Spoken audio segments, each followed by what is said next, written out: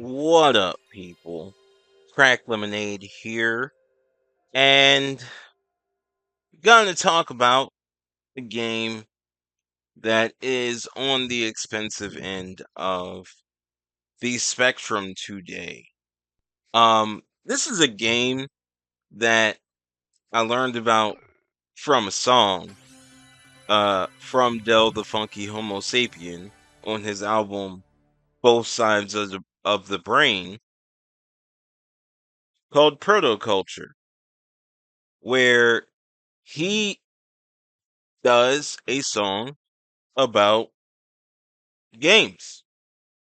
And, these are games that are definitely on the rarer side of things. Like if you go back and you listen to that song, um, I don't think there is a game that he named in that song that is cheap to come by. And, you know, for good reason. And what I am playing today, um, is a game that is relatively expensive to get in English, and I happen to get it in Japanese. I don't know what the price is now because I got this in 2016 maybe. Um so pricing is completely different. I don't know what price changes were made, but this is one of the games that Del the Funky Homo Sapien mentioned in his song, and it is rival schools. There's rival schools and there's Project Justice. I wish I knew about those games back, when they were relevant. Um, I'm not sure exactly what year that they came out in the U.S. Um, So I'm not sure if I even had a PlayStation at the time it came out in the United States. Um, but this is a two-disc fighting game. The first disc is basically like an adventure slash quest mode. Um, the disc says evolution on it. And that is where you basically choose like your group and stuff, and you create a fighter, and you go through a bunch of cutscenes. I don't read Japanese, so I did try to do a little bit of it, um, and realized that I had no idea what I was doing. Um, So I just decided to just focus on the arcade disc, which is disc 2 of the game. And ultimately, yeah, like I am curious as to um the translation, how this would play um in the US version, like changes that were made in the game. But it is a very interesting fighter from Capcom. Especially just the tag team dynamic thing. Um, I'm not sure if you can like switch during the match or you can only switch between matches. To be perfectly honest, I'm not entirely too familiar with the control set. I was kind of figuring it out as I went along. So, yeah, I'm not like gonna be this pro rival schools player who can tell you all the tips and tricks and whatnot. But I definitely think that um I'm glad that I came across this song, and the reason I even encountered uh Del the Funky Homo Sapien was because of Tony Hawk's Pro Skater, because his song If You Must appears in, I think, the first Tony Hawk Pro Skater in the soundtrack, and it is from that same album, Both Sides of the Brain, that we get this game called Protoculture, where, again, if you have not heard the song, you should definitely go listen to it. I'm not going to go through it, and I don't have any other of the games that are mentioned in that song.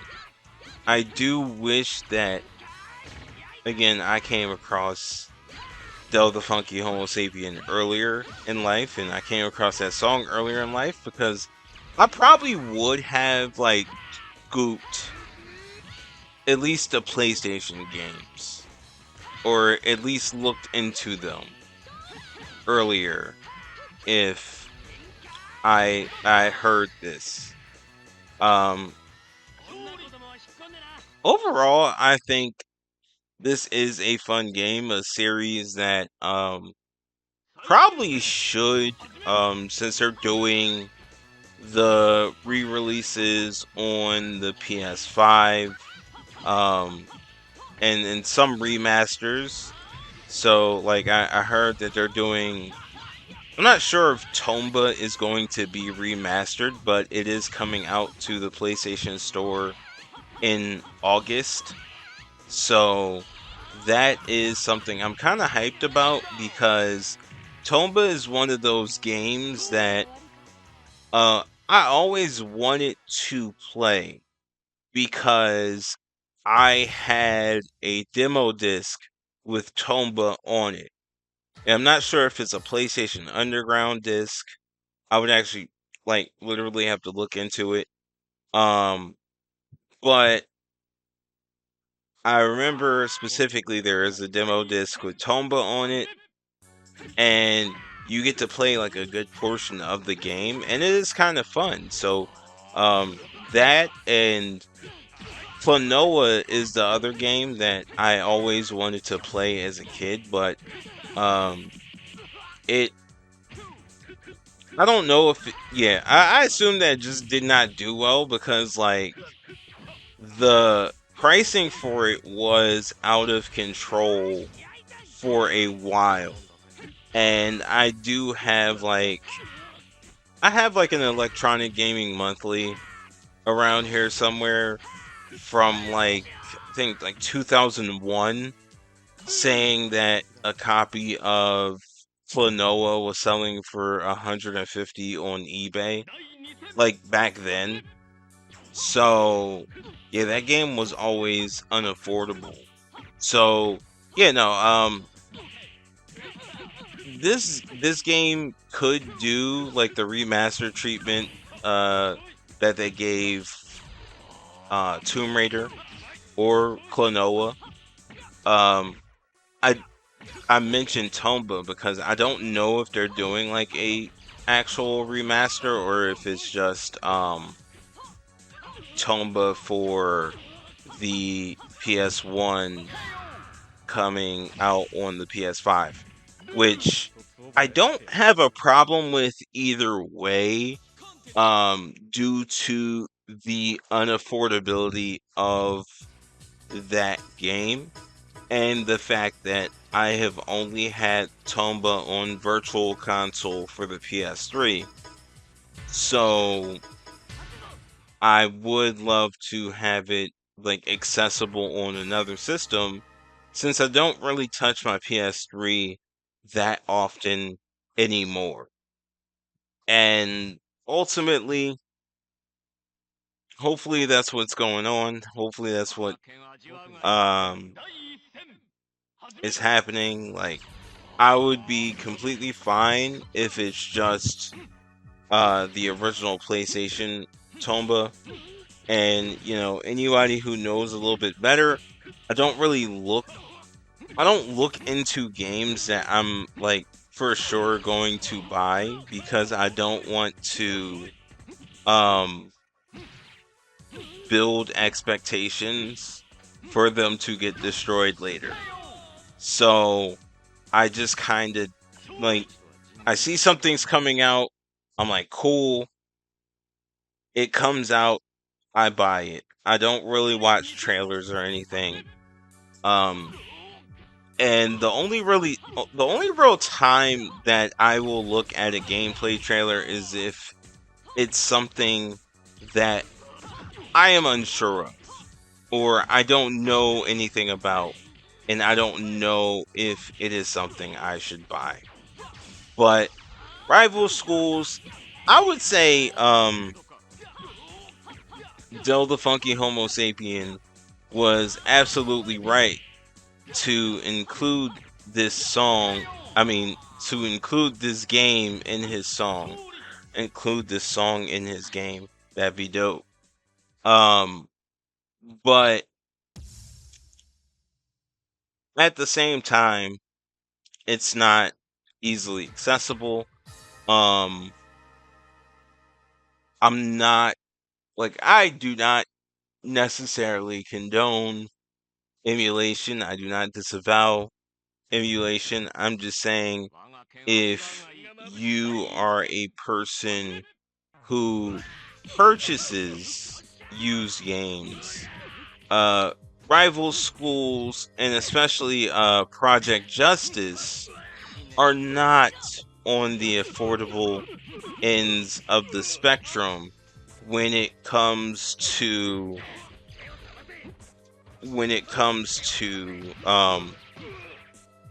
buying games anymore. Uh and again, I just stand with my theory that at the end of the day, all of these games that are super expensive now didn't do well when they were originally released. So there's a limited number of copies presented. So, those things go up in price. Because I feel like a lot of the more popular PlayStation 1 games, like your Crash Bandicoots, your Spyros, your Tomb Raiders, those are like super easy and affordable to get. And I don't know game sale numbers, so I can't say with certainty that this is the case, but it really just seems to be the case. Um, I would say that, games have always had somewhat of an audience, but I don't know how well games sold like in the 90s before like internet or things like that. Like, you have like your known classics, like your Final Fantasy Sevens, like your Metal Gear Solids. You have those certain titles, but there are so many games that have not come back, and there's so many stories as to why. Somebody could look into them. There are definitely people on YouTube that do. I'm not one of them, because I just wanna talk about random things and just play games. Um, but yeah, I just think that you know this game could come back, I guess, is what I'm trying to say. It's a Capcom franchise, and Capcom has so many fighting games that they could just do something with. And I don't know why they don't. Like,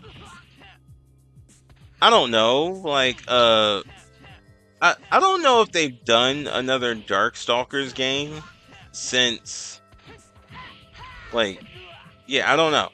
Because I remember getting the Darkstalkers collection on PS3, but I don't know if they've done like another Darkstalkers game or re-release a collection. Don't even know. Um, but they have so many properties that they could just really take advantage of and make some new things for people who never experienced it. And Rival Schools is definitely one of those games. And the same thing with Project Justice. Like they could just do like a bundle with these games and just have them available to play. Because I would love to learn more about these characters to like their background and stuff like that, why they're fighting. It seems very interesting. But I don't have the English version and I can't read Japanese. So this has been Crack Lemonade. This has been the video about rival schools, and I will catch you later.